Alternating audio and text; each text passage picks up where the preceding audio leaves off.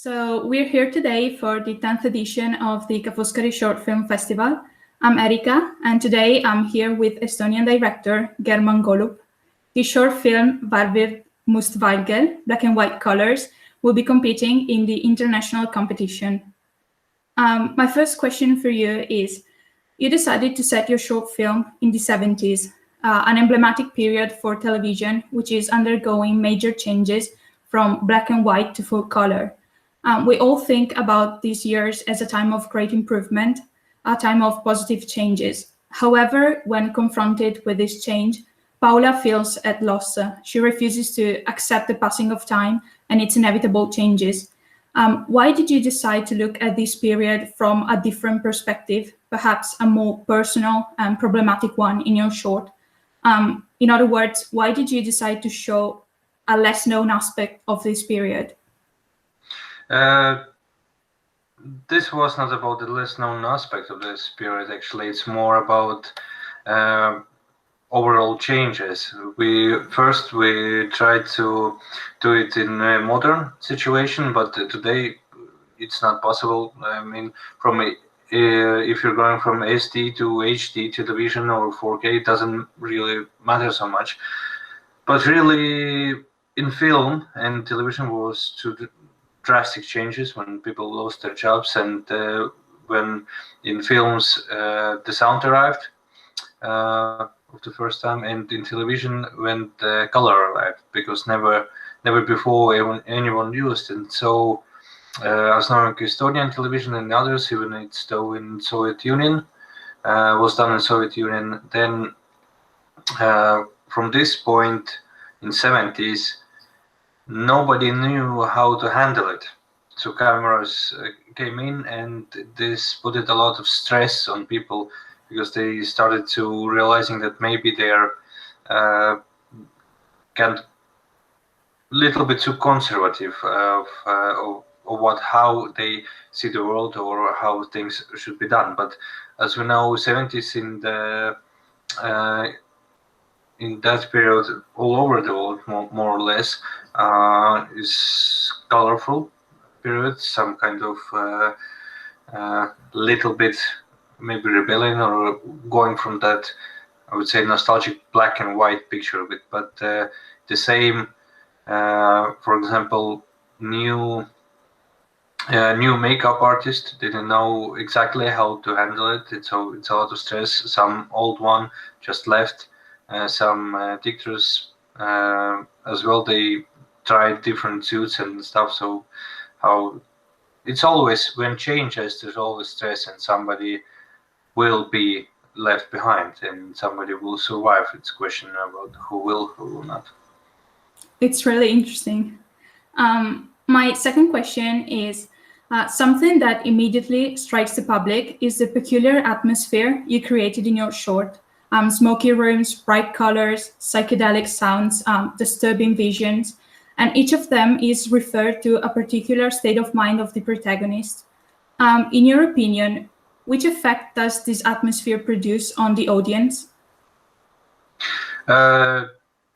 This is more a question for the audience, but I assume that what we planned was that we I won't say specialized, but we tried to learn with the film how we can use deformalization effect, or in Russian named, because the first one went from Russia, effect отстранения. So there were some other German and different theorists that in art and film that try to use that technique.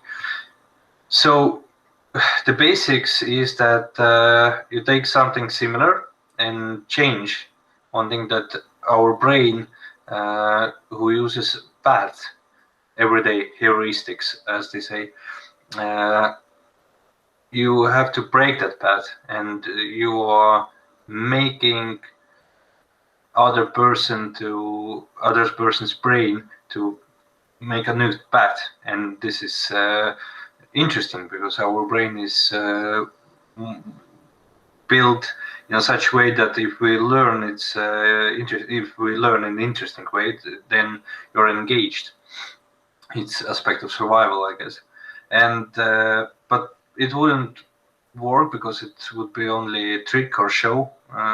So I tried it with my team, get this from Paula's, the lead lead character of the film, to her brain. So we also tried to take her psychological point of view and then try to use that deformalization effect to just kind of give it a little bit off the path feel, and then the rest is history, as they say. So you think that the viewer is somehow pushed to reflect on his own insecurities through Paula's eyes? Yeah, it's all about her insecurities, how she sees, or some people on some stages when they're a little worried or over worried, they can see or think things that somebody look at me. Why am I looking bad? And we all have this, and everyone knows how this feels. And if you start to force these things, especially in film, then you can lead, like in real life as well, to the such stress that you cannot handle. But in short film, we have short period of time, and so from starting in the beginning, from confident, already living in colors, actually, because we see in color anyway, but she has her like standards, and they're the best standards that I have, and they are no longer legible, but basically nothing changed. It's just that we overthink stuff. And of course, there is a moment in film. This is real archive from archives footage when the man speaks on the screen that what's most important in his cameras, and what's happening with reporters. No, they are getting older, and this was real footage. This was person who said that for real, and so that was the time of it. And I think today it's not changing. But this film has another, for example, for Estonian and post-Soviet Union space, another meaning. Estonian wasn't free as now. So we were on the under the Soviet Union, and this film doesn't I would say it's alternative version of it. If Estonia never has been under power of Soviet Union or under the Moscow, and so it's free Estonia in 70s, and local people are just getting little bit weird sense of feeling about this. They believe it, but it's not real, and so they kind of in the same situation as Paula. They don't realize. That's interesting. Yeah, and my last question is, Värvid, must-valgel is an extravagant and visionary short film full of elements from different genres. For instance, it explores both drama and psychological thriller. And my question is, if you had to put a label, how would you describe your work? And is there a particular director or cinematic school that you look up to and get your inspiration from when producing your own films, including the one you're presenting to the competition? No, I don't copy anybody.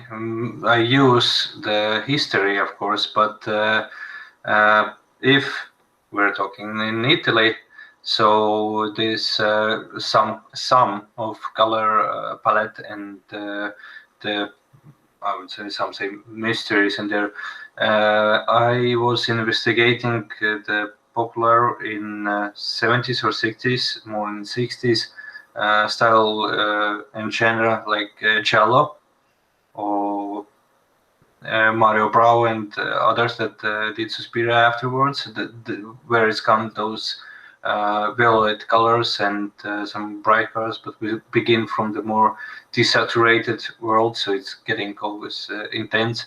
And of course, we don't have some mystery murder and somebody with white claws, but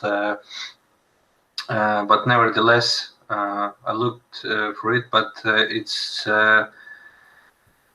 it's shallow, or then for somebody who doesn't know that, I just said like psychological satire of seeing the world a bit, and it's different. But yeah, I don't copy, but I do learn from history.